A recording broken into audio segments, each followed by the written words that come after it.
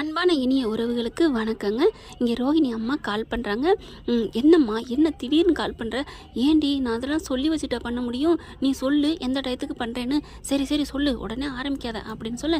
ஏண்டி தம்பிக்கு ஃபீஸ் கட்டணும்டி, காசு தரியா இல்லையா அப்படின்னு கேட்க, அம்மா இருமா பொறுமா, எனக்கு வேலையும் அவ்வளோவா இல்லை, வர்ற காசையும் மாமியாக்காரி பிடுங்கிக்கிறா, என்ன பண்ணுறதுனே தெரியல. இருமா, நான் இப்போ ஆஃபீஸ்க்கு போகிறேன், ஷோரூம் போயிட்டு எப்படியாவது அந்த பணத்தை எடுத்து உனக்கு நான் அனுப்புகிறேன், எவ்வளோம்மா அப்படிங்கிறாங்க. என்னடி 30,000 கட்டணும்டி அப்படிங்கிறாங்க. சரி சரி தர்றேன் அப்படின்னு சொல்லிட்டு கிளம்பி போயிடுறாங்களா. போன கேட இங்கே மனோஜ் என்ன பண்ணுறாங்க, ரோஹிணி நீ இதை பார்த்துக்க, எனக்கு வெளியில் வேலை இருக்குது, நான் போயிட்டு வரேன். அப்பாடா நமக்கு கடவுள் கை கொடுத்துட்டாரு அப்படின்ட்டு சரிங்க போயிட்டு வா மனோஜ் அப்படின்னு சொல்லிட்டு ரெடியாக இருக்கிறாங்க. எப்படி என்னன்னு போய் எடுக்கிறது, ஆளுங்கள்லாம் இருக்காங்களே அப்படின்னு சொல்லிட்டு சரி நம்ம சிசிடிவி கேமராவை ஆஃப் பண்ணிடுவோம் அப்படின்னு சொல்லிட்டு ஆஃப் பண்ணிடுது. ஆஃப் பண்ணிவிட்டு கரெக்டாக என்ன பண்ணுறாங்க, அந்த பக்கத்து போகிறாங்க. மேடம் வணக்கம் மேடம், வணக்கம் மேடம். அங்கே வேலை பார்க்குறவங்க வணக்கம் வைக்கிறாங்க. அடுத்தடுத்த லெவலுக்கு போகுதுன்னு தெரிஞ்சிருச்சு. அங்கே இருக்கிற வேலைக்காரங்கெல்லாம் அப்படியே மேடம் மேடம் அந்த எங்களுக்கு இனிமேல் பர்மனெண்ட்டாக வேலை கிடச்சிரும், பெரிய கம்பெனியாக ஆரம்பிக்க போகிறீங்க, எனக்கும் அதில் ஒரு போஸ்டிங், கண்டிப்பாக எல்லாருக்கும் நான் நல்லது செய்வேன் அப்படின்னு சொல்லிட்டு அப்படியே லாக்கர் இருக்க பக்கம் போகுதுங்க. அந்த நேரம் பார்த்தீங்க விஜய் என்ன பண்ணுறாங்க, கரெக்டாக மனோஜை தேடி வர்றாங்க. மனோஜ் இறங்கிக்கிட்டு வெளியில் வர, அம்மா என்னம்மா, டேய் நான் ஒன்றை தாண்டா பார்க்க வந்தேன் அப்படின்னு சொல்ல, என்னம்மா என்ன எதுக்கு பார்க்க வந்தீங்க அப்படின்னு கேட்க, இல்லைடா அந்த அட்வான்ஸ் பணம் கொடுத்தாங்களா இல்லையா, 275 வீட்டுக்கு நீங்கள் பணம் வாங்கியிருப்பீங்கல்ல, அதை கொடுறா அப்படின்னு கேட்க, அம்மா என்னம்மா அது ஏன் பறக்கிற, வேலையெல்லாம் முடிச்சதுக்கப்புறம் தானேம்மா கையில் லாபம் தெரியும், அதுக்கப்புறம் அந்த பணத்தை உங்ககிட்ட தானேம்மா ரோஹிணி கொடுக்க போகிறா, அது கொடுப்பா, இருந்தாலும் எனக்கு நீ அதான் பணம் வாங்கியிருப்பீங்களா அட்வான்ஸு, அதில் ஏதாவது கொடுடா அப்படின்னு கேட்க, என்னம்மா இப்போ என்னம்மா அவசரம், டே அப்படிலாம் அவசரம் சொல்லாத, வர்ற காசுலாம் பேங்கில் போட்டு வைக்கணும் மனோஜ், அப்போ தான் நாளை பின்ன நமக்கு உதவும், நீ யாரையும் இந்த காலத்தில் நம்பாத அப்படின்னு சொல்ல, சரிம்மா விடுமா, இப்போ என்ன பணம் என் பேரில் தானே இருக்குட்டே, உன் பேரில் இருந்தால் அவள் எடுத்துகிட்டு விட்டுருவாடா அப்படின்னு விஜயா சொன்னோன்னே, அம்மா அதெல்லாம் அவள் எடுக்க மாட்டாம்மா, அவகிட்ட இருந்தானே என்கிட்ட இருந்தானே, டே அப்படிலாம் யாரையும் நம்பாதடா, என்னை தவிர என்கிட்ட இருக்கிறது மட்டும்தான் உனக்கு உதவும், சரிம்மா எனக்கு தெரியாதா அப்படின்னு சொல்லிட்டு கூட்டிகிட்டு போகிறாங்க உள்ளுக்குள்ள. சரிங்கம்மா வாமா உள்ளுக்குள்ள வந்து ஏதாவது சாப்பிட்டு போகலாம் அப்படின்னு கூப்பிட்றாங்க. இல்லைடா வேணாண்டா, அதெல்லாம் இல்லை, ஏதாவது கூல்ட்ரிங்க்ஸ் குடிச்சிட்டு போகலாம், டேய் மதியானம் நேரம் ஆயிடுச்சுடா சாப்பிடணும்டா அப்படிங்கிறாங்க. பரவாயில்ல சாப்பிடுவோம், ஏதாவது ஃபுல் மீல்ஸ் சாப்பிடுவோம் அப்படிங்கல, டே என்னடா அப்படின்னு சொல்லிட்டு உள்ளார வந்துடுறாங்க. டே எங்கடா ரோஹிணியை காணோம், இங்கேதாம்மா கல்லாவில் தான் இருந்தா, எங்கே ஆளை காணோம் அப்படிங்கல.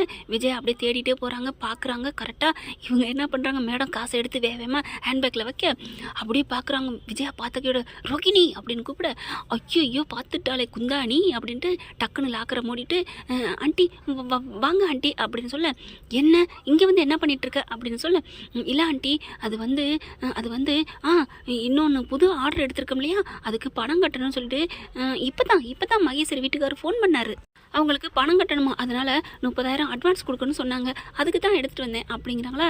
30,000மா, என்ன 30,000னா ஒரு கொசுறு காசு, இதெல்லாமா கேட்குறாங்க அப்படின்னு சொல்லல. மனோஜ் வந்துடுறாங்க. மனோஜ் வந்த கையோட, மனோஜ் சொல்லு மனோஜ், ஆண்டி என்னமோ நம்ப மாட்டேங்கிறாங்க, 30,000 அட்வான்ஸ் கொடுக்கணும், நான் நேற்று கூட வந்துட்டு சொன்னேன்ல, நைட்டு சொன்னேன்ல, நைட்டா எப்போ, நைட்டு ஒன்றுமே பேசலையே, கட்டி பிடிச்சா முத்தம் கொடுத்தா அவ்வளோதான், என்ன மனோஜ் சொல்லுங்க அப்படிங்கல. ஆமாம்மா ஆமாம், அதெல்லாம் 30,000 கட்டுவோம் தான் அப்படின்னு சமாளிக்கிறான். அப்படியே சமாளிக்கிறது தெரியுது விஜயாவுக்கு, ஏதோ பண்ணுறா அப்படின்னு சொல்லிட்டு, சரி நீ பார்லருக்கு போயிட்டு வர்ற, அந்த காசு இப்போ அவளா தரமாட்டேங்கிற, என்னாச்சு அப்படின்னு சொல்லி வாய் மூடலை. ஐயையோ ஆரம்பிச்சிட்டாலே அப்படின்னு ரோஹிணி மனசுக்குள்ள அப்படியே ஒரு மாதிரியாக நினைக்க, அப்புறம் ஏதோ ஒரு கிளைண்ட்டை பார்க்க போனேன்னு சொன்னியே, அதில் என்ன லாபம் கிடச்சிச்சு அப்படின்னு கேட்க, அதில் இன்னும் லாபம் கிடைக்கல, இன்னும் ஒரு பணம் 20,000 தரேன்னு இருக்காங்க, அதையும் போய் வாங்கணும், வாங்கிட்டு வந்து என்கிட்ட கொடுக்குற சரியா, சரிங்க ஆண்டி. ஐயோ இப்போ 20,000 கொடுக்கணுமா போச்சா அப்படின்னு நினைக்க, சரி அந்த 30,000 பணத்தை கொடு, எதுக்கு, நீ தானே கிளைண்ட்டை கொடுக்கணும் அப்படின்னு சொன்னேன், நான் மகேஷ்கிட்ட கொடுத்துக்கிறேன் அப்படின்னு சொல்ல, அதெல்லாம் வேணாம் மகேஷை வர வை, டேய் மனோஜ் வீட்டுக்கு வர வச்சு கொடுறான் அப்படின்னு சொல்ல, சரிம்மா நீங்கள் சொன்னால் சரி அப்படின்னு வாங்கிக்கிறேன். ஐயோ போச்சே என்ன பண்ணுறது ஒன்றும் புரியலையே அப்படின்னு சொல்லி தவிதான் இங்கே ரோஹிணி சமாதானப்படுத்தினாலும் எனக்கு என்னமோ இடிக்கிற மாதிரியே இருக்குடா மனோஜ், இந்த மாதிரி 30,000லாம் அப்படின்னு சொல்லி வாய் மூடங்காட்டிலே, ஐயோ ஆண்டி அதெல்லாம் விடுங்க, அதெல்லாம் உண்டு தான், இவளை எப்படியாவது மாற்றணுமே டைவர்ட் பண்ணணுமே அப்படின்ட்டு, ஆண்டி நான் பிரியாணி ஆர்டர் பண்ணியிருக்கேன், வந்துடும், நீங்கள் சாப்பிட்டே போகலாம் இருங்க. என்னது பிரியாணியா? ஆமாம். எப்போ ஆர்டர் பண்ண? இதோ இப்போ தான். நான் வருவேன் உனக்கு தெரியுமா? இல்லை நீங்கள் வரீங்கன்னு எனக்கு மனசு சொன்னிச்சு. இல்லைனாலும் உங்களுக்கு வீட்டுக்கு வந்து கொடுக்கலான்னு தான் இருந்தேன் ஆண்டி. ஓ அப்படியா? எப்போ வரும்? இப்போ வந்துடும். கிரில் சிக்கன்லேருந்து உங்களுக்கு என்னென்ன பிடிக்குமோ எல்லாமே ஆர்டர் பண்ணிட்டேன் ஆண்டி அப்படின்னு சொல்ல, பாத்தியாடா என் மருமக நீ வந்து ஏதோ சைவ சாப்பாடு சாப்பிடலான்னு சொன்ன, என் மருமக பாரு பிரியாணி வாங்கி தர்றா அப்படின்னு சொன்ன கையோட அப்பாடா மனசு மறந்துட்டா அப்படின்னு நினைக்கிறாங்க.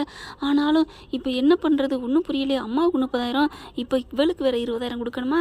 ஒன்றும் புரியாமல் தவிக்குது. இப்போ பிரியாணி அதுவும் ஆர்டர் பண்ணிடுறாங்க தனியாக போய். அதுவும் வந்து சேர்ந்துருது. அது பார்த்தா கிட்டத்தட்ட 6-8,000 வந்துடுதா? ஐயோ இப்போ இருக்கிற காசும் போகுதே, நான் என்ன பண்ணுவேன்? ஃபீஸு கட்டுறதா, நான் எத்தனை பேருக்கு சமாளிக்கிறேன்னு அப்படின்னு நொந்துக்கிட்டு இருக்கு.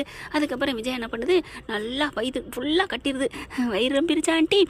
ரொம்பிருச்சுமா, உங்கள் வயிறு ரொம்பணும், அதுதான் என் ஆசை. சரி நான் பார்வதி வீட்டுக்கு போகிறேன் அப்படின்னு இதுவும் போயிடுறாங்களா. மனோஜ் எனக்கு முக்கியமான வேலை இருக்குது, நான் வர்றேன். எங்கே? என்ன மனோஜ், கிளைண்ட் வர சொல்லியிருக்காங்க, நான் போகணும்ல. ஆண்டிக்கு வேறு நான் பணம் கொடுக்கணும்ல. ஆமாம் நீ கிளம்பு பாரு. ஆமாம் கிளம்பாமே அப்படின்னு சொல்லிட்டு வீட்டுக்கு போகிறாங்க வேகமாக. வீட்டில் போய் உட்காந்துட்டு யோசிக்கிறாங்க, இப்போ என்ன பண்ணுறது, பணத்துக்கு என்ன பண்ணுறது அப்படின்னு நினச்சி புலம்பிக்கிட்டு இருக்காங்க. இங்கே முத்துவும் என்ன பண்ணுறாங்க, சாமிக்கு மாலை போட்டுறாரு இல்லையா, அவர் ஐயப்பன் கோயிலுக்கும் போயிட்டு வந்துடுறாருங்க. வந்து ஊருக்கு கரெக்டாக வந்துடுறாரு. வந்து வீட்டு வாசலையும் வர போகிறாங்க. இங்கே என்ன பண்ணுறாங்க, யாரும் இல்லைன்னு நினச்சிட்டு அண்ணாமலை நல்லா ஃபுல்லாக தூங்கிக்கிட்டு இருக்காரா. என்ன பண்ணுறாங்க, ஐயோ நம்ம பணம் ரெடி பண்ணணுமே. இப்போ அம்மாவுக்கு 30,000, இந்த குந்தாணி கிழவிக்கு ஒரு 20,000, எப்படி 50,000 அப்படிங்களே பார்க்குறாங்க. மனோஜிட்ட இனிமேல் போய் எடுக்கவும் முடியாது. ஆக மொத்தம் அப்படின்னு சொல்லிட்டு கடவுளே ஏதோ ஒரு வழி சொல்லு அப்படிங்களே. அப்படியே முத்து விட்டும் மீனா விட்டும் அந்த உண்டியல் இருக்குங்க. அப்பா கடவுள் எனக்கு ஒரு வழி சொல்லிட்டாரு அப்படின்னு இப்படி பார்க்குறாங்களா. சரி யாரும் இல்லை அப்படின்னு சொல்லிட்டு போய் கதவை சாத்திட்டு வருது. கதவை சாத்திட்டு வந்து வேக வேகமாக ரூம்குள்ளே போயிட்டு சாமி ரூம்குள்ளே போகுதுங்க. அந்த பணத்தை உண்டியில் வேக வேகமாக எடுக்குதுங்க. கரெக்டாக 50,000 பணத்தை எடுத்துருது. அப்பாடா அம்மாவுக்கு 30,000, கிழவிக்கு 20,000 அப்படின்ட்டு வேகமாக எடுத்துருதுங்க. பார்த்தா முத்து வராரு. கரெக்டாக காசு அம்மாடியோ வந்துட்டானே அப்படின்னு டபக்குன்னு மறைச்சிருது. முத்து உள்ளுக்க வராரு. என்ன பார்லர்மா நடவடிக்கையே சரியில்லையே அப்படின்னு பார்க்க, அதெல்லாம் ஒன்றும் இல்லையே அப்படின்னு சொல்லிடுறாங்க. கரெக்டாக விஜயம் வந்துடுறாங்க, மனோஜ் எல்லாரும் வந்துடுறாங்களா. என்ன 30,000 பணம் வாங்கிட்டு வந்துட்டியா? 20,000 அப்படின்னு கேட்க, வாங்கிட்டு வந்துட்டேன் ஆண்டி அப்படின்னு சொல்லிட்டு, இந்தாங்க அவங்க கிளைண்ட்டு கொடுத்துட்டாங்க அப்படின்னு 20,000 கொடுக்குறாங்களா. 30,000 உள்ளுக்கு அப்படியே அமைக்கிறது. ஏன்னா அம்மாவுக்கு கொடுக்கணும்ல, அதுக்காண்டி இங்கே பார்க்குறாரு முத்து. பணத்தை அப்படி அப்படியே எண்ணி பார்க்குது. அப்படியே காசை கண்டோன்னே விஜயா முகமெல்லாம் பல்லாகுதுங்க. என் மருமக இப்படி 20,000, நாளைக்கு 2 லட்சம் ஆகணும், நாளான்னைக்கு 20 லட்சம் ஆகணும், அதுக்கு மறுநாள் 20 கோடி ஆகணுமா அப்படின்னு முத்து சொல்ல, ஏன் என் மருமக ஆக்குவாடா அப்படின்னு சொல்ல, அப்போ பணம் தான் பெருசு, சாமியே சரணமையப்பா அப்படிங்கிறாரு. சொல்லிக்கிட்டு இருக்கையில அந்த பணத்தை வாங்கிட்டு எண்ணிக்கிட்டு இருக்காங்க. எண்ணெயில் ரொம்ப சாமிம்பா பாடா அப்படிங்கல, என்ன பாடா அப்படிங்கல, கையை அப்படி தூக்கி பேச அந்த காசு அப்படியே டக்குன்னு 2-3 தாள் கீழே விழுகுது. காசெல்லாம் கீழே போடலாமா, என்னம்மா நீங்கள் அப்படின்னு சொல்லிட்டு வேகமாக மனோஜ் எடுக்கிறாங்க. என் காலடிட்டு வந்துருச்சுடா அந்த காசு, எனக்குத்தான், நான் சொல்ல மாட்டேன், எனக்கு தேவையில்லை அப்படின்னு எடுக்கிறாரு. காசு நம்ம காலடியில் கிடக்கக்கூடாதுடா, காசு காலடிட்டு போய் தேடணும், ஆனாலும் அதுக்குன்னு ஒரு மரியாதை கொடுக்கணும் அப்படின்னு சொல்லிட்டு காசை எடுக்கிறாரு. அப்பா நம்ம அம்மாவுக்கு காசை கண்டோன்னா காசு தான் மனசனுக்கு பெருசாக இருக்கும் போல இருக்குது, இந்தாங்க இந்த காசு எனக்கெல்லாம் தேவையில்லை அப்படின்னு சொல்லிட்டு காசை கொடுக்க போகிறாரு. கரெக்டாக காசை பார்க்குறாங்க. பார்த்தா அதில் குங்குமப்பூ மஞ்சள் வச்சுருக்கு. என்ன குங்குமமும் மஞ்சளும் ஒட்டியிருக்கு. கரெக்டாக அந்த தாளை பார்க்குறாரு.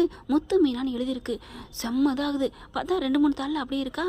பார்க்குறாங்க. அப்பா இந்த காசுப்பா அப்படிங்கல. பார்க்குது ரோஹிணி. ஐயோ கண்டுபிடிச்சிட்டானா அப்படின்ட்டு, அப்பா இந்த காசு எங்கள் காசுப்பா, நாங்கள் உண்டியலில் போட்ட காசுப்பா அப்படின்னு சொல்ல, அப்படியே ஆடி போகுது ரோஹிணி. ஐயோ கரெக்டாக இவங்கிட்டே மாட்டிட்டோமா, என்னடா சொல்கிற? ஆமாப்பா இங்கே பாருங்கள் முத்து மீனான்னு எழுதியிருக்கு. உடனே ஸ்ருதி வராங்க. ஆமாம் உங்கள் பேர் எழுதியிருக்கு.